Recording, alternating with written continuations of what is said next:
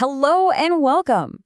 So today we're going to dive into a question that I think a lot of us have had at some point. You get a shot, and then what's next? What's supposed to happen?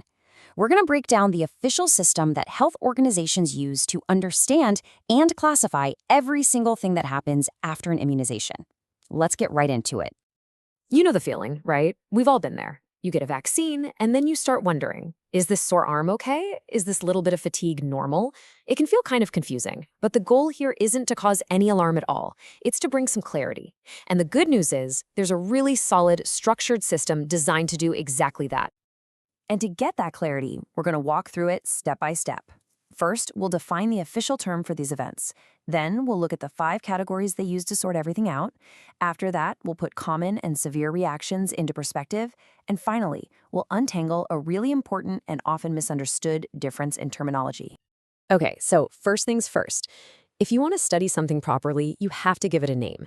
And in the world of vaccine safety, the official term isn't just side effect or reaction.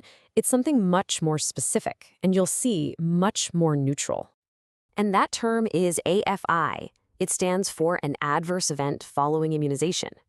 Now, I want you to look at the very last part of that definition because it is absolutely the most important bit.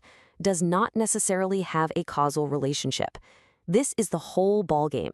An AFI isn't a diagnosis. It's just a data point. It's the starting line for an investigation, not the finish line. It just means this thing happened after the shot, not this thing happened because of the shot. So if AEFI is just this big, broad umbrella term, how do experts figure out what's really going on? Well, they don't just guess. They use a classification system to sort every single AEFI into one of 5 very distinct categories. This is the framework that turns all that confusion into actual clarity. And here they are, the 5 official categories. Just take a second to look them over. You can see they cover everything from a reaction to the vaccine's actual ingredients, to a problem with the syringe, to something as simple as being anxious or even pure coincidence. So let's break down what each of these really means. Okay, so this first category is what most of us think of when we hear the term side effect. A vaccine product-related reaction is caused by the vaccine's ingredients doing what they're supposed to do, waking up your immune system. That sore arm or that mild fever, yeah, it often falls right in here. It's your body building protection. Next up, we have a quality defect. This isn't about how the vaccine was designed, but about a problem with how it was made. This is incredibly rare, and for good reason. The quality control is intense.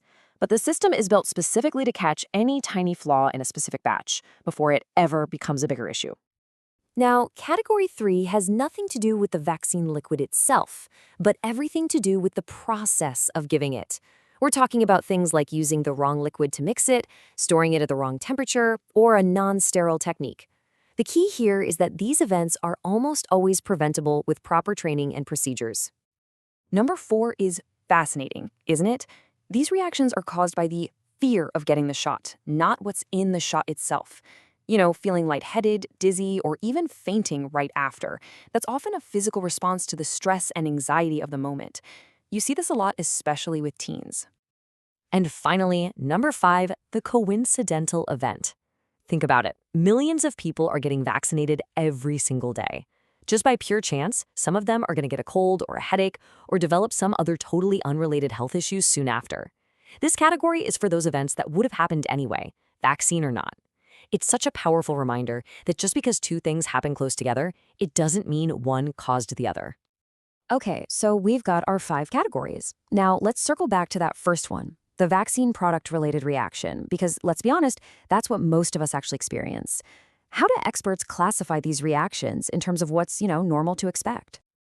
Generally, reactions are grouped into 2 types. You've got your minor reactions, which are by far the most common. Things like redness right where you got the shot or a low-grade fever. They're just signs your immune system is firing up, and they go away pretty quickly. Then you have severe reactions.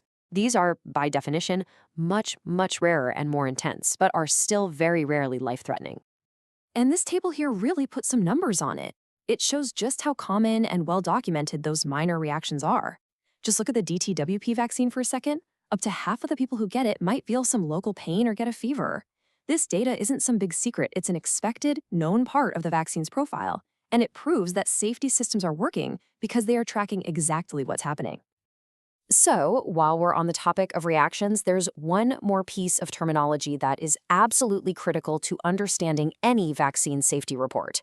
It's a subtle distinction, but one that often gets lost and completely changes how we interpret the data.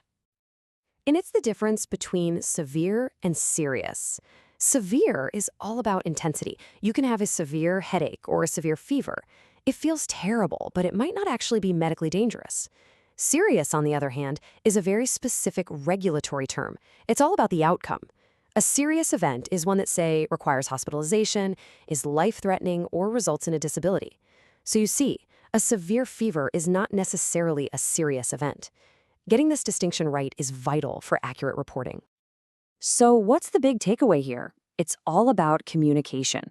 Understanding this whole framework helps everyone, from doctors and nurses to parents and patients, have a much more informed conversation. It helps us figure out if something is a true reaction, an error, just anxiety, or pure coincidence. And that's absolutely key to building and maintaining trust.